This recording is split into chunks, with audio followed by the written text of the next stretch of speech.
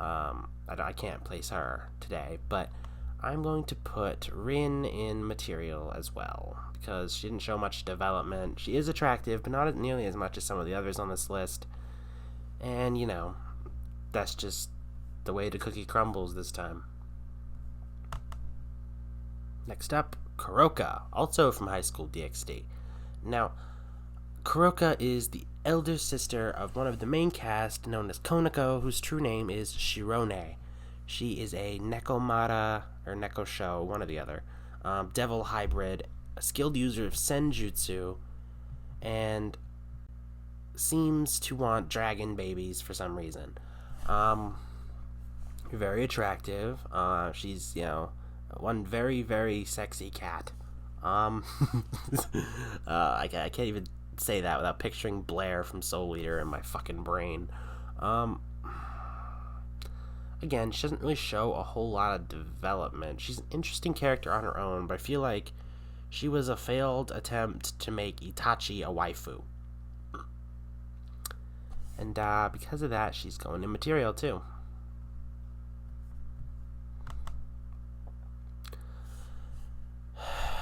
This one I almost didn't put in here, because y'all are fucked up. This is Serena from Pokemon. She was on several of the internet lists that I found, which is why she's on here.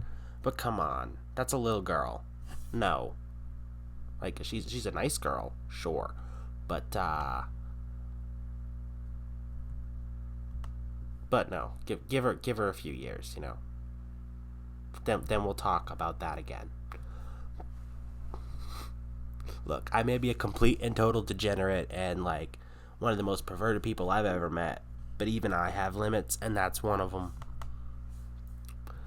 Juvia Loxar from Fairy Tail. Originally part of the Phantom Lord Guild, later joins Fairy Tail after falling in love with the Fairy Tail member Grey Fullbuster. She uses water magic to a deadly efficiency, including probably her most infamous spell being her water body, which allows her to literally pull Suigetsu from Naruto's trick and just kind of turn her body into water. Very useful for evading physical attacks. Also, she does show some character growth from her initial very, very depressed, starting to completely love-struck and obsessed state to later, when she actually gets to be with Grey after Fairy Tail disbands for a while, being a little bit more calm about it. She still really cares for him, but it's a little bit more restrained. And, she really is ride or die. You know what? She's gonna go in Queen, because I do really like Juvia. She's cool. Miku Nakano. This, I don't remember the Japanese, name for it, but the English one was the quintessential quintuplets. She's one of 5 quintuplets, of course. That's how that works. She, I believe, is the middle sister, and probably the most appealing. I think that the only one that really comes close to matching her on the appeal thing is Yotsuba. That's because she's all energetic, but Miku, is kind of shy. She's got her headphones and stuff, so she can just listen to music and kind of ignore people. She's obsessed with, samurai or shogun or something like that. But she's pretty cool, and she's a character you want to root for. She's very attractive, all of our sisters are. I am going to put her in waifu tier.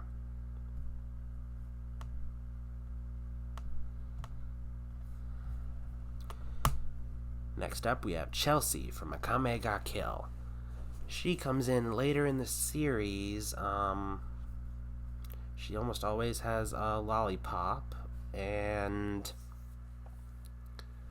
she can transform using her Imperial Arm. It's like a makeup kit or whatever. I mean, she uses it to transform into a cat at one point, so presumably it can do more than just make you look like people. She's an assassin, a very good one actually. And though she can come off a little harsh, she does genuinely care about the people around her. But she wasn't really around for long either. So I don't know whether to put her in waifu or waifu material. You know what? I'm gonna go ahead and put her in waifu. I think that's fair. Leone from the same series, Akame ga Kill. Her imperial arm is Lionel, the king of the beasts, or something like that. It turns her into a cat girl, or lion girl, my bad, with furry, claws and feet, and cat ears, and like long hair. Makes her a lot stronger, faster. I think it also improves her senses, and it can also give her like a super regeneration.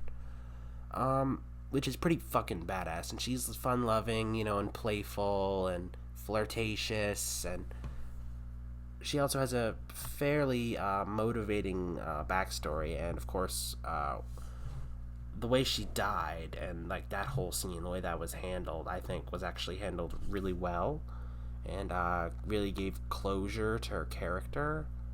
So I am putting her up in queen status, being, one of my favorite waifu from that show.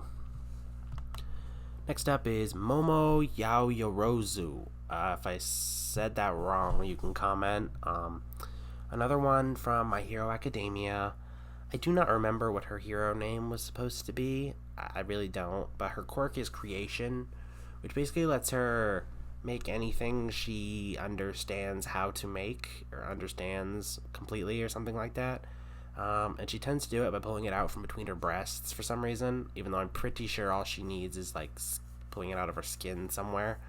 Never really understood that particular choice, except for the fact that, of course, it leaves the valley between the holy mountains open. So, yeah. I didn't really pay too much attention to her character arcs, honestly. I mean, I remember how she was towards the beginning, but I didn't really pay much attention to her after that. I don't think she really does anything all that relevant, at least for as far as I've watched. I haven't really watched too much of My Hero Academia. It's on the list. I'm currently watching JoJo's Bizarre Adventure. Once I'm done with that, I think I'm going to dive into My Hero Academia again, because I only watched like the first season or two of that. But till I do go through with that rewatch, we are going to put her in waifu material. You remember before we were talking about Leone, how I said that she was my second favorite from Akame ga Kill? Enter my first fave. This is Esdeath, a villain who is a general of the Imperial Army. Her Imperial arm is demon extract. She essentially drank the blood of a demon and got its powers. Her physical capabilities are off the charts, and she can create and manipulate ice in the cold to the level of literally being able to freeze time. Top of that, she's completely gorgeous, and I have a little bit of a thing for the yandere trope, which is part of the reason why I like her so much. Yeah, her outfit's awesome. Her personality actually does go through a bit of growth, from the way she very first starts when you first meet her, and the end of the series, there is some changes due to her whole connection with Tatsumi, and the conflict that brings her. She's just a really awesome and really one of my favorite characters. I probably should put her in queen tier, but like I said, there's a bit of bias in this, so she's going in goddess. Next up, Albedo from Overlord. Now, Albedo is, I want to say like a succubus or something along those lines. One of the servants of Ainz Algon, formerly known as Momonga. I don't remember his human name. She initially, like her original programming, she was an NPC in the video game that they were playing before the whole guild hall and the guy got transferred to the other world and it all became real. Her actual text said that she was either a total bitch or a total slut. I don't remember. But right before the game ended, Ainz changed it to her being deeply in love with him, which I'm pretty sure he later came to regret. She's the leader of the Floor Guardians. She's beautiful, of course. Albedo is pretty cool, but honestly, she suffers from the same kind of issues that some of the other characters on this list, like Rin, for example, suffers from, with the fact that she's good, but she's not the best waifu in her show. And the other waifu's not going to be on this list. And also, I don't feel like she grows much, so she's going to material. Now, Akame from Akame ga Kill. Mildly important character. You know, you totally couldn't tell that by the show being named after her. But she has a pretty tragic backstory. She does show bits of growth, though her character is actually fairly consistent throughout the series. You learn more about her, which makes you feel like it's growing, but in reality it's not. We're just understanding her character more. Not to say that it doesn't change at all, but it feels like it changes a lot more than it actually does between the beginning and the end. But she's still a really awesome and very powerful character, and a very beautiful one, of course. So, and of course her Imperial arm is Masamune, which can kill anything in a single cut. It has like a curse or a poison or something like that does it. And her trump card lets her basically use it on herself to give herself super awesome powers. It's pretty cool. So moving on. Taiga Aisaka from Toradora. Jesus. Come on, guys. We've talked about how I feel about lollies. I mean, legal lollies are like, okay.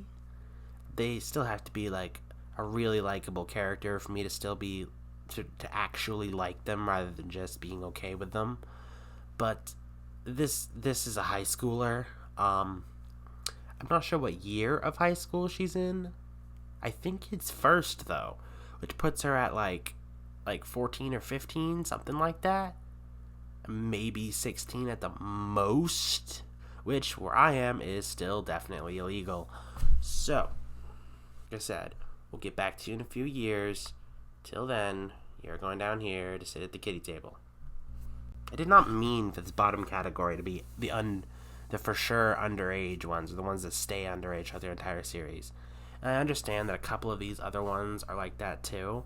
But one, like, looking at them, it's hard to believe that, you know? So, that's why they're not down there, it's because of that. Next up is from Dragon Ball Z, Bulma. From the beginning of Dragon Ball to the end of, well, actually, I don't know if Super has even ended yet. She does go through a lot of growth. She's an absolute genius. She's not a fighter, but she's like probably the most valuable support character. She's been far more helpful than Krillin or Yamcha ever were. You know, she's awesome. She knows how to get stuff done. And, you know, of course, the lady has built some amazing things, including an artificial gravity machine, a time machine, a machine to harness lunar energy and pump it into people, or fire it as a weapon. Like, she's a genius, like, hands down. She's also pretty attractive, so, you know, we're gonna put her on waifu. I feel good about that. Next up, remember back when we were talking about Asuna? Now I said that there was only one waifu I liked more than her. That is Sinon. She shows up in Season 2 of SAO, playing a game called GGO, or Gun Gale Online. She helps the protagonist, Kirito, go through everything. I think that she has a very compelling story with why she does what she does, and why she is the way she is, and where she goes from there. I really like her as a character. She's a total badass. I think that her whole first thing with Kirito, like, you know, thinking he was a girl and everything, I think that was fucking hilarious. Yeah, she's going up in Queen tier. Now we have Elizabeth from the 7 deadly sins or